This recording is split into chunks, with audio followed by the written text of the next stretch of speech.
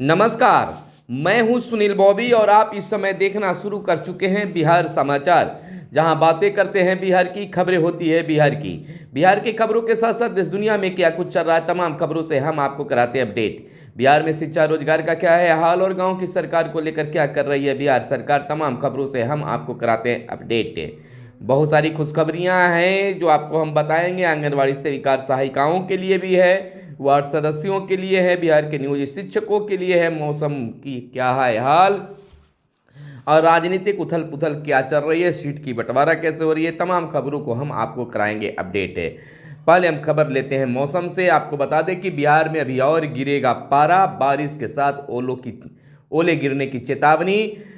कुछ खास जिलों में कुछ खास ठंड बढ़ने की है स्थिति। आपको बता दें कि नए साल में बिहार के लोगों को ठंडी के प्रचंड रूप का सामना करना पड़ रहा है। ऐसे में बारिश हो जाने के बाद कई इलाकों के तापमान में भारी गिरावट दर्ज की गई है। फिलहाल कुछ दिनों के लिए बारिश से राहत है, लेकिन कुहासे और ठंडी से फिलहाल राहत मिलने का कोई अनुमान नहीं है, जबकि आने वाले दिनों में तापमान में 2 से 3 डिग्री सेल्सियस की गिरावट होने के आसार हैं। मौसम विज्ञान केंद्र से प्राप्त जानकारी के मुताबिक आज सुबह से ही राज्य के दक्षिण और उत्तर पश्चिम, उत्तर मध्य भागों में घना कोहरा दिखा और शेष भाग में सुबह से हल्के से मध्यम स्तर पर कुहासा छाया हुआ नजर आया और कल भी यही स्थिति रहने की बात कही जा रही है। यानी कि आज भी सुबह जो है बिल्कुल कुहासा बने रहेंगे। आपको अगली खबर के रूप में बता दें कि बिहार में इन दिनों लगातार बिहार के मुख्यमंत्री अपने कर्मचारियों के लिए कई बड़े वादे और घोषणाएं कर रहे हैं। जैसा कि आप जानते हैं कि बिहार के नियोजित शिक्षकों के लिए बिहार के मुख्यमंत्री ने राज्यकर्मी की दर्जा को लेकर कैबिनेट में मुहर लगा दी और जैसे ही सक्षमता परीक्षा बिहार के नियोजित शिक्षकों की होगी वैसे ही वे राज्यकर्मी बन जाएंगे, जिस पर काम भी शुरू हो गया है। इधर चयन मुक्त 18,219 सेविका और सहायिकाओं की सहायिका बहाल और उनके जो भी हड़ताल अवधि में जिन पर जो भी रोक लगी थी उस पर सारी पाबंदियां हटा दी जाएगी। बिहार के मुख्यमंत्री नीतीश कुमार की घोषणा के बाद चयन मुक्त 10,203 सेविका व 8,016 सहायिका की सेवा फिर से बहाल हो गई है। समेकित बाल विकास संस्थाएं निदेशक ने बीते दिन की शनिवार की रात अधिसूचना जारी भी कर दी है। हालांकि उन्हें हड़ताल अवधि से योगदान तिथि तक किसी प्रकार का मानदेय और प्रोत्साहन राशि नहीं मिलेगी। इस मौके पर हड़ताल अवधि में कतिपय जिला कार्यक्रम पदाधिकारी के द्वारा उन्हें चयन मुक्त किया गया था। इसके पहले मुख्यमंत्री ने चयन मुक्त सेविका और सहायिकाओं की फिर से आश्वासन दिया है कि आपको वापस ले लिया जाएगा, आप बहाल रहेंगे और मानदेय में भी सम्मानजनक वृद्धि करने की मुख्यमंत्री नीतीश कुमार ने वादा किया है। इसी प्रकार से आपको बता दें कि बिहार के गांवों के लिए बिहार के मुख्यमंत्री लगातार कार्य कर रहे हैं। बिहार के वार्ड सदस्यों के लिए मुख्यमंत्री ने कहा है कि हर वार्ड में सोलर लाइट लगाए जाएंगे, जिसमें वार्ड सदस्यों की खास भूमिका होगी। पंचायतों में सोलर स्ट्रीट लाइट लगाने का काम और तेज होगा। समीक्षा बैठक में बिहार के मुख्यमंत्री ने यह खास निर्देश दिया कि तेजी के साथ काम करें। पंचायती राज विभाग की योजनाओं की समीक्षा की गई, कहां पर क्या दिक्कत है, तमाम चीज़ों पर बिहार के मुख्यमंत्री नीतीश कुमार ने इस पर चर्चा की और खास निर्देश भी पदाधिकारियों को दिया है। वहीं हम आपको बता दें कि उपलब्धि हासिल की गई है। आदित्य ने किया सूर्य नमस्कार, यानी कि देश का पहला सूर्य मिशन आदित्य। आपको बता दें कि देश का पहला सूर्य मिशन आदित्य जो है वह एक खास करने वाली है। इसी खबर में हम आपको बताएंगे कि सूर्य नमस्कार को लेकर आदित्य ने सूर्य नमस्कार किया है, इसको लेकर खास क्या कुछ आया है। देश का पहला सूर्य मिशन आदित्य 11 शनिवार को अपनी मंजिल तय करते हुए फ्लाइट 1 पर पहुंच गया। अब भारत, अमेरिका, जापान सहित उन चंद्र देशों में शामिल हो गया है जिन्होंने सूर्य पर शोध के लिए यान भेजने में सफलता पाई है। भारतीय अंतरिक्ष अनुसंधान संगठन ने बताया कि सूर्ययान ने इस बिंदु तक पहुंचने के लिए 126 दिन में 15 लाख किलोमीटर दूरी तय की।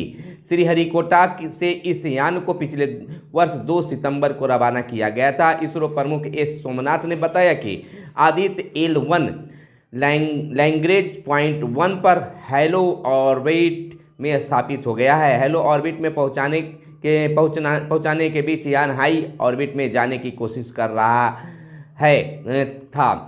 वैज्ञानिकों द्वारा कई सुधार के बाद यान गंतव्य तक पहुंचा है। इस दौरान इसकी गति 31 मीटर प्रति सेकेंड थी। तो यह भी एक भारत के लिए इस मिशन में सूर्य की हर गतिविधि पर बारीकी से नज़र रखी जा सकती है। यह भारत के लिए बड़ी उपलब्धि मानी जा सकती है। इधर छतों पर सोलर प्लेट लगाने का बिहार मॉडल पूरे देश में अब लागू होगा।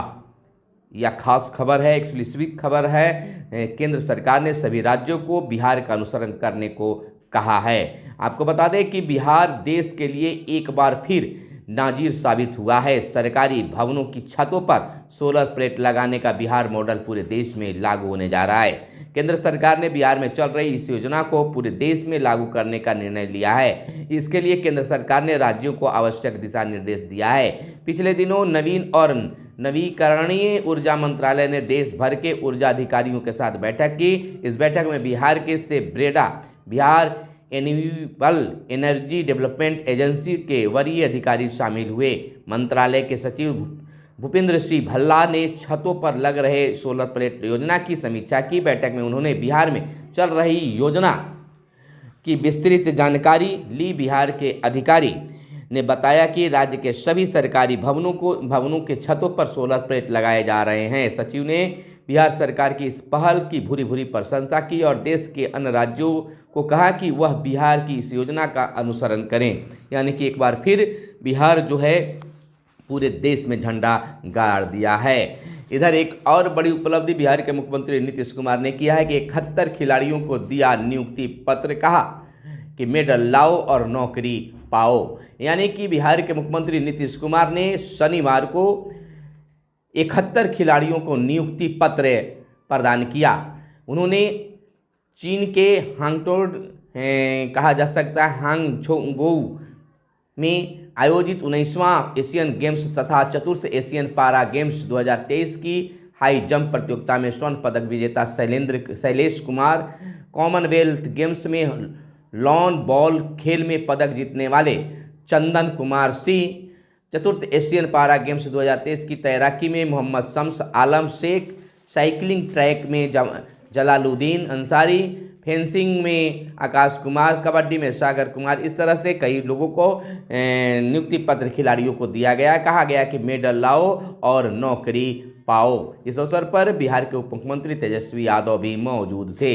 इधर बिहार में 25.67 लाख नए मतदाता जुड़े हैं। 18-19 साल के 7 लाख नए मतदाता सूची से 12 लाख मतदाताओं का नाम भी हटाया गया है। आपको बता दें कि बिहार में विशेष संक्षिप्त मतदाता सूची पुनरीक्षण के दौरान करीब 25.67 लाख नए यानी 25,67,000 नए मतदाताओं का नाम मतदाता सूची में शामिल किए गए हैं। इसमें 18 से 19 साल के करीब 7 लाख मतदाता शामिल हैं। निर्वाचन विभाग के सूत्रों से मिली जानकारी के अनुसार पुनरीक्षित क्रम में करीब 12 लाख मतदाताओं के नाम सूची से हटाए गए हैं। वहीं 6 लाख मतदाताओं के नाम व पता में संशोधन किया गया है। यह काम मतदाता सूची में बहुत ही तेजी से जारी है। इधर सिंचाई की निगरानी अब ऑनलाइन होगी। नई व्यवस्था से काफ़ी लाभ होगा। आपको बता दें कि बाढ़ और सिंचाई परियोजनाओं की अब ऑनलाइन निगरानी होगी। जल संसाधन विभाग ने इसकी विस्तृत कार्य योजना तैयार की है। पायलट प्रोजेक्ट के तहत 4 परियोजनाओं को शामिल किया गया है। पश्चिमी कोसी परियोजना, पूर्वी गंडक परियोजना मुख्य पायलट प्रोजेक्ट होंगे। तो इस तरह से सिंचाई विभाग में भी ऑनलाइन की बात चलने लगी है। इधर कम राजस्व वसूली पर 5 का वेतन रोका गया। वित्तीय वर्ष 2023-24 के लिए 3,590 करोड़ राजस्व वसूलने का रखा गया था लक्ष्य। तो इस तरह से राजस्व वसूली पर भी ध्यान दिया गया। इधर डायल 112 सेवा देने में पूर्णिया प्रदेश में अव्वल, शीर्ष 17 जिलों में पटना शामिल नहीं। हर दिन 3,300 से अधिक फोन कॉल दर्ज किए जाते हैं।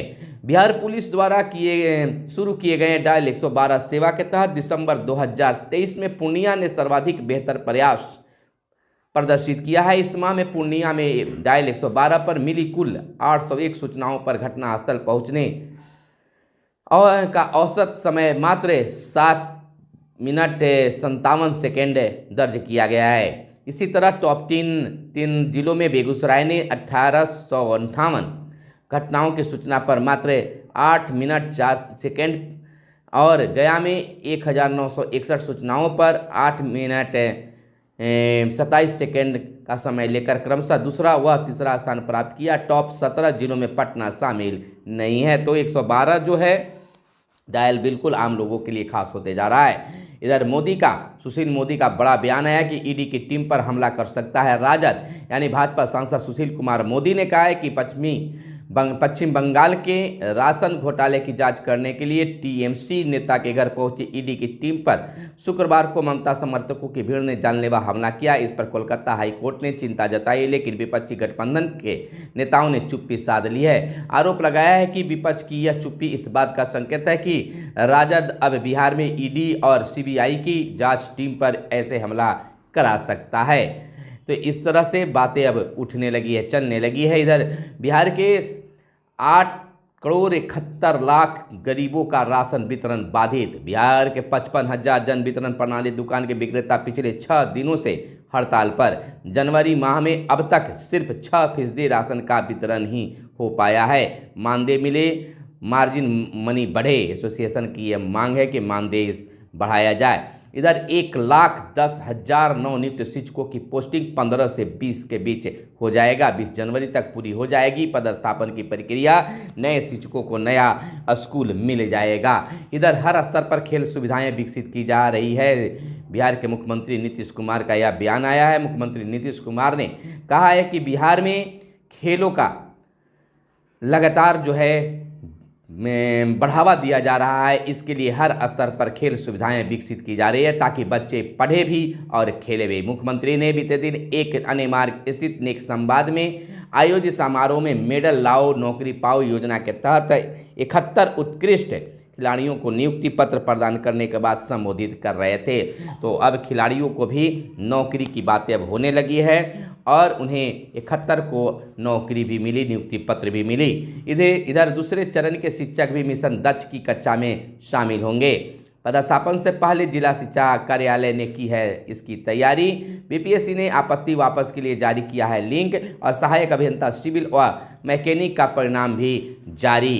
तो इस तरह से मिशन दक्ष के लिए शिक्षा विभाग जो है कार्य शुरू किया है। इधर सम्राट चौधरी प्रदेश भाजपा अध्यक्ष का एक बड़ा बयान आया है जिसमें उन्होंने कहा है कि बिहार में भाजपा बनाएगी सरकार। बिहार भाजपा अध्यक्ष ने राज्य की गठबंधन सरकार पर बोला है हमला। प्रदेश भाजपा अध्यक्ष सम्राट चौधरी ने कहा है कि इस वर्ष लोकसभा चुनाव में बिहार की सभी 40 सीटों पर एनडीए की जीत होगी। 2025 में विधानसभा चुनाव में जीतकर भाजपा सरकार बनाएगी। तो इस तरह से अब विधानसभा लोकसभा दोनों की तैयारी होने लगी है। अब 2 वर्षीय स्पेशल बीएड के लिए नहीं मिलेगी मान्यता। नई राष्ट्रीय शिक्षा नीति 2020 के तहत किया गया है यह बदलाव। आपको बता दें कि नई राष्ट्रीय शिक्षा नीति 2020 के अनुसार 2 वर्षीय बीएड कोर्स को बढ़ाकर 4 वर्षीय इंटीग्रेटेड बीएड स्नातक के साथ बीएड कोर्स में तब्दील कर दिया गया है। आने वाले दिनों में अब यही कोर्स उच्च शिक्षण संस्थान या बीएड संस्थानों में चलेगी। यही वजह है कि भारतीय पुनर्वास परिषद ने भी अब 2 वर्षीय स्पेशल यानी दिव्यांग बीएड कार्यक्रम को बढ़ाकर 4 वर्षीय स्पेशल बीएड करने का निर्णय लिया है। जिसके पास मान्यता है उन्हें कोई दिक्कत नहीं होगी।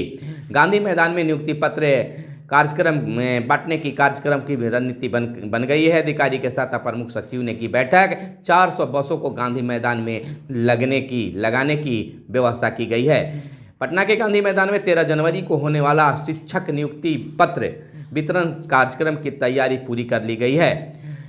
आपको बता दें कि शिक्षा विभाग के अपर मुख्य सचिव के पाठक ने पटना जिले के प्रशासनिक अधिकारियों के साथ बैठक की और सारी रणनीति तैयार की। यानी कि अब 13 जनवरी को नियुक्ति पत्र बांटे जाएंगे। इधर प्रधानमंत्री नरेंद्र मोदी 13 को आ सकते हैं पूर्वी चंपारण के सुगौली।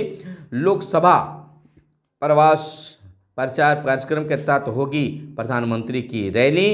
केंद्र प्रायोजित योजनाओं का करेंगे शिलान्यास, लोकार्पण एवं उद्घाटन। लोकसभा चुनाव की तैयारी को लेकर भाजपा बिहार के मतदाताओं को साधने में जुट गई है। चर्चा है कि इसी क्रम में प्रधानमंत्री नरेंद्र मोदी 13 जनवरी को 1 दिवसीय बिहार दौरे पर बेतिया संसदीय क्षेत्र के सुगौली आ सकते हैं। बेतिया में प्रधानमंत्री लोकसभा प्रवास कार्यक्रम के तहत रैली को संबोधित करेंगे। साथ ही बिहार में केंद्र प्रायोजित कई योजनाओं का शिलान्यास और लोकार्पण एवं उद्घाटन भी कर सकते हैं। तो राज्य से लेकर केंद्र के लिए अब विधानसभा और लोकसभा चुनाव की तैयारी होने लगी है। इधर मंगल पांडे ने कहा है कि खरमास बाद गठबंधन में लगेगा सियासी ग्रहण, यानी पूर्व मंत्री मंगल पांडे ने दावा किया है कि खरमास बाद विपक्षी गठबंधन में सियासी ग्रहण लगना तय है। उन्होंने बयान जारी कर उन्होंने कहा है कि सीट बंटवारे को लेकर कांग्रेस के ढुलमुल रवैये से विपक्षी गठबंधन में तकरार शुरू हो गया है। यह खास अनुमान भाजपा के द्वारा लगाया जा रहा है। वहीं रविशंकर ने कहा है कि यानी कि देश तेज गति से प्रगति कर रहा है। भाजपा पटना महानगर की बैठक में बीते दिन प्रदेश स्तर के कई नेता, लोकसभा और विधानसभा के प्रभारी संयोजक, सभी मंडल अध्यक्ष और सभी नेताओं ने बैठक में सांसद रविशंकर प्रसाद ने अयोध्या आंदोलन से जुड़े संघर्ष को भी याद दिलाया और कहा कि देश में काफ़ी विकास हो रहा है। तो वहीं पर सरकारी भवनों के निर्माण में देरी की समीक्षा होगी। संवेदक को काली सूची में दर्ज करने के पूर्व जवाब तलब भी किया जाएगा। तो लगातार बिहार में इस तरह से बनाए जा रहे हैं और राम मंदिर का विरोध करना जन भावना का अनादर है। यह भाजपा शिक्षक प्रकोष्ठ के प्रदेश संयोजक डॉक्टर कन्हैया सिंह का कहना है। अभद्र व्यवहार पर कार्रवाई की मांग भी की गई है स्वास्थ्य सेवा संघ के द्वारा। इधर हम लोग अपने काम में लगे हैं, मोदी अपना भविष्य देखें, तेजस्वी यादव का यह बयान आया है। उप मुख्यमंत्री तेजस्वी यादव ने कहा है कि हम लोग अपने काम में लगे हैं, सुशील मोदी अपना भविष्य देखें। तो इस तरह से आरोप प्रत्यारोप का दौर जारी है। तो इधर बिहार के नियोजित शिक्षक जो हैं आस लगा कर बैठे हुए हैं कि कब हमें सक्षमता परीक्षा ली जाएगी और कब हमें राजकर्मी की दर्जा मिल जाएगा, लेकिन कोई अभी तक कोई सूचना प्राप्त नहीं हो पा रही है। आपको ये वीडियो कैसा लगा जरूर बताइएगा। अपना बहुत बहुत ख्याल रखिएगा। कैमरे के पीछे हैं मिस्टर साहिल। फिर मिलते हैं अगले वीडियो में, तब तक के लिए दीजिए इजाज़त। धन्यवाद। जय हिंद, जय भारत, वंदे मातरम।